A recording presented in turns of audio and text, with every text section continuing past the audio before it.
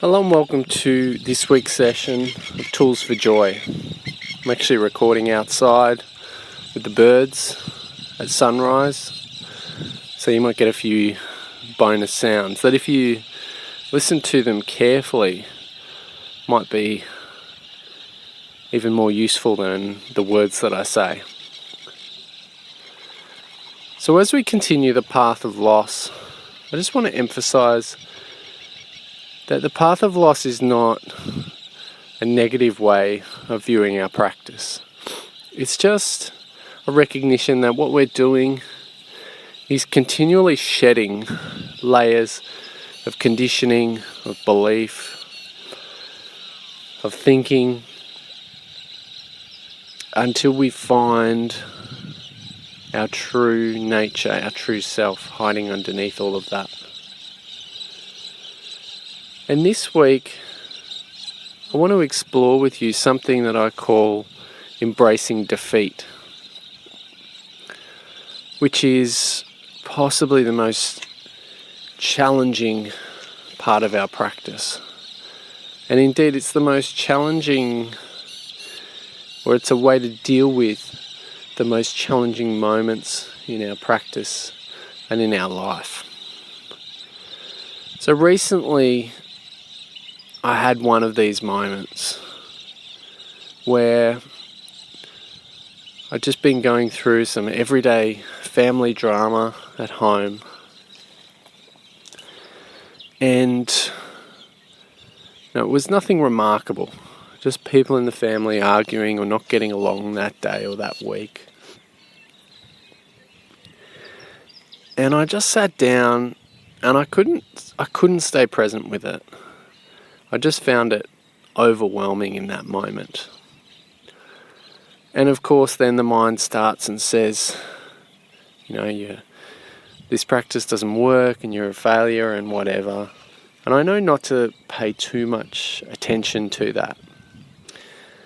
But what there was this just crushing sense of defeat, that I don't know how to deal with this mindfully. I don't know how to stay present with this. And this has happened to me a number of times, and something interesting happens.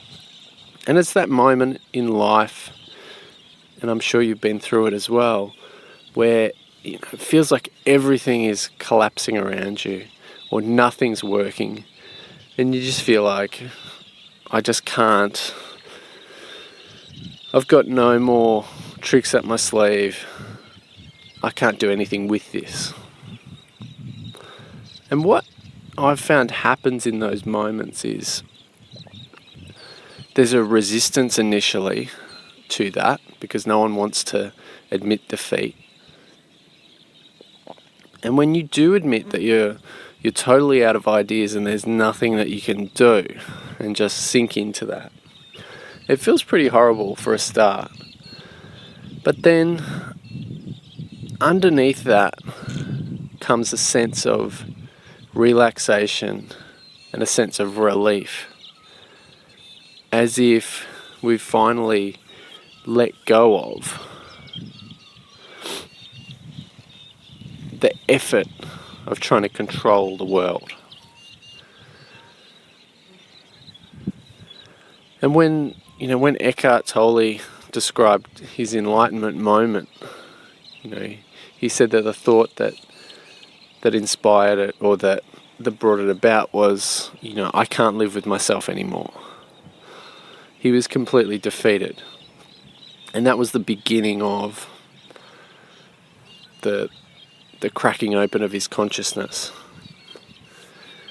Adyashanti, who's a North American spiritual teacher who I really like as well, he talks extensively about this, the crushing defeat of, I as a person cannot achieve this thing called enlightenment or happiness, and I give up. Now the reason that peace comes in those moments is because we stop trying to control life. And because what is being defeated is not me or you, it's our false self. It's our story self. So when our story self can no longer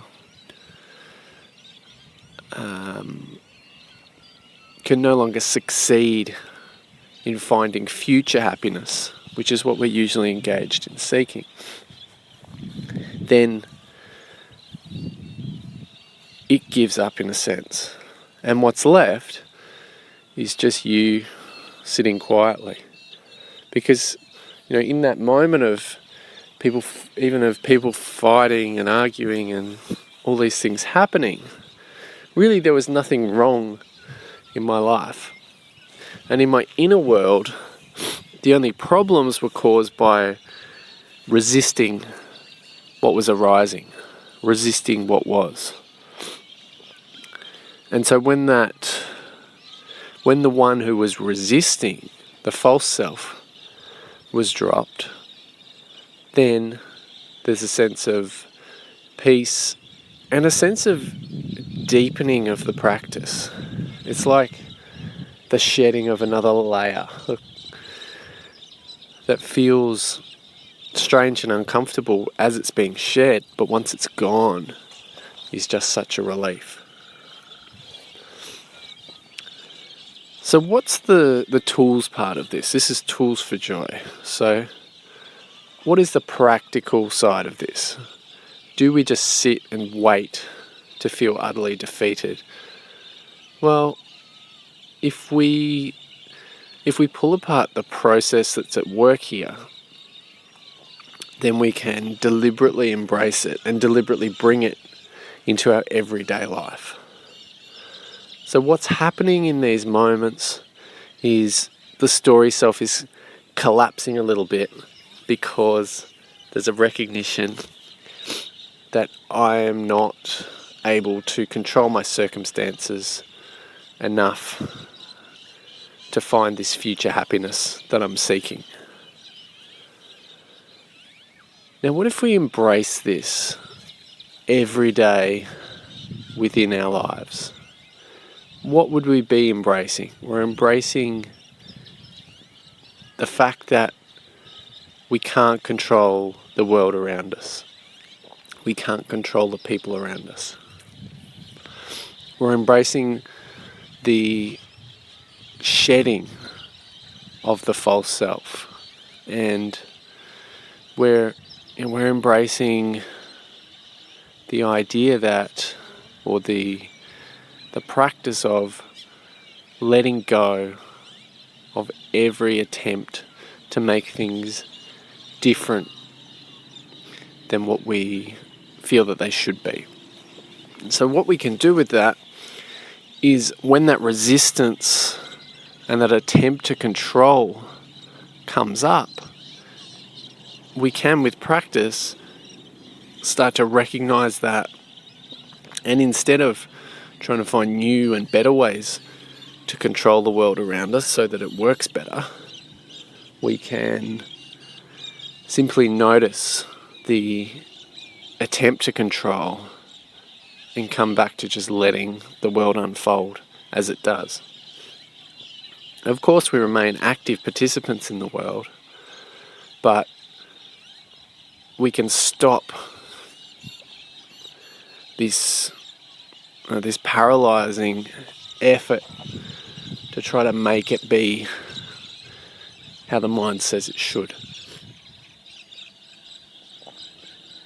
So let's take a few minutes now just to sit together and practice the path of defeat deliberately. So close your eyes for a moment. Feel the breath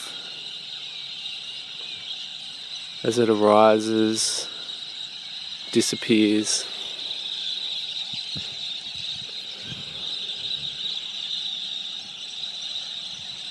Notice the body sensations that go along with that.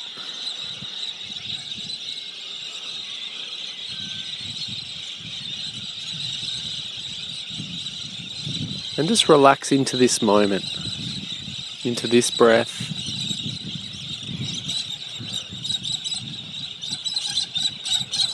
Into this instant.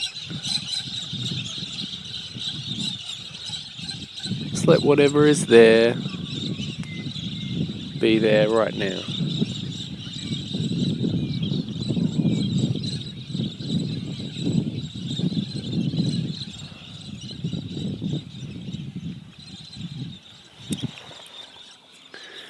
And bring to mind as you sit there something in your life that you're striving towards, and you feel like however hard you strive, you're just not quite getting there. It might be the search for a better relationship, financial stability, better physical health or mental health. Could be anything, but just find something in your life that you keep striving towards and that seems to elude you. And perhaps something that whenever it does elude you, that the mind comes up with a new scheme of what you need to do to achieve it.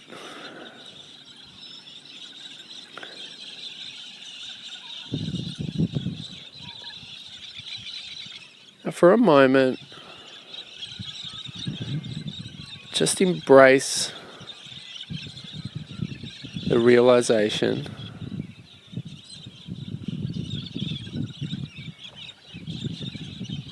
that whatever you do or don't do, you can't control the outcome in that area of your life. Just embrace the fact that it's totally out of your hands.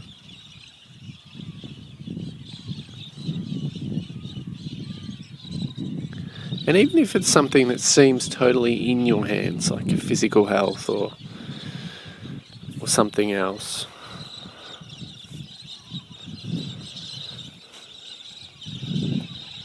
just embrace the idea for this moment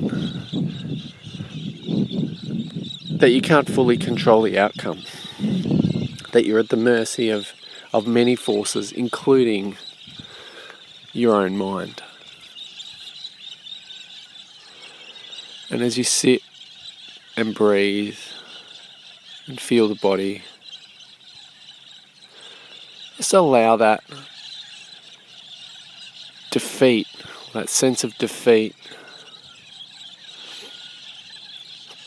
to sink fully in.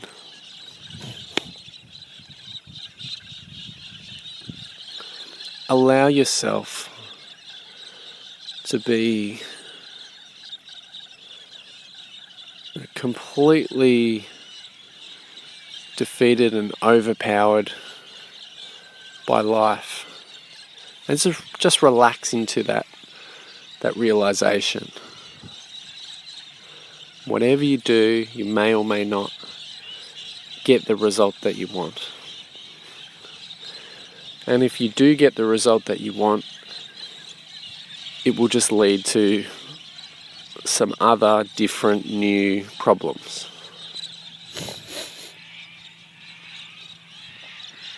Healthy, financially stable people aren't happy either.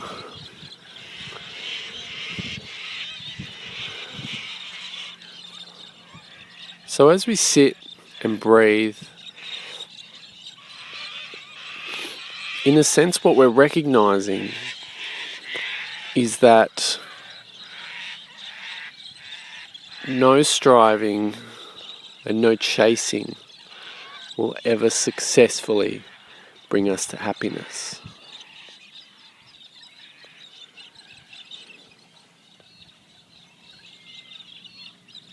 No attempt to get there through personal, individual effort is going to bring us to happiness.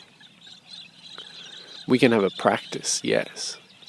But our practice is about shedding layers of resistance. It's not about, becoming all-stars in our lives. That may or may not happen. But that's just your life unfolding.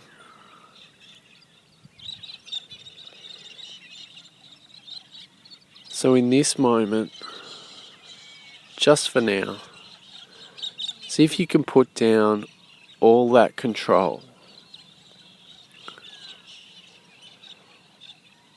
If you can just let go of any attempt to manipulate, to change the world around you.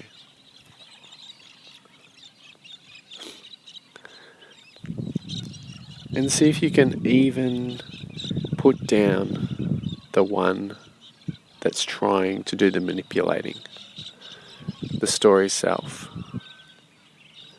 And just be here as a field of awareness, feeling the breath, feeling the body, watching life unfold. Because it turns out that the path of defeat is not really of defeat. It's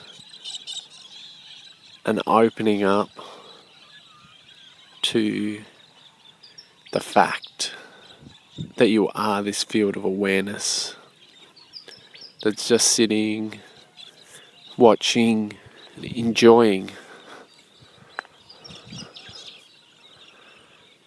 life unfolding, however it unfolds.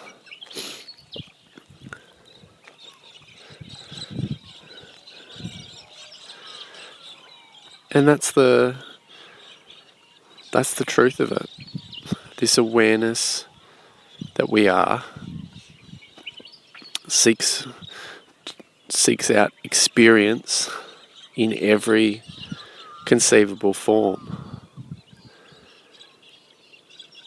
It seeks out what we think of as good experience, it seeks out what we think of as bad experience, and everything in between. We've been raised to believe that only good experience can bring happiness. But what we're discovering is that the barriers to happiness are inside us, and also that we can put them down.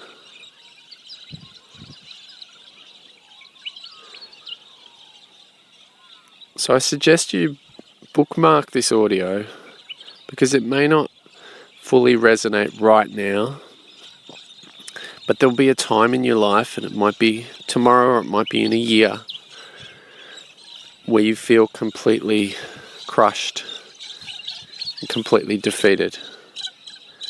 And coming back to listen and practice along with this will be incredibly helpful in that moment.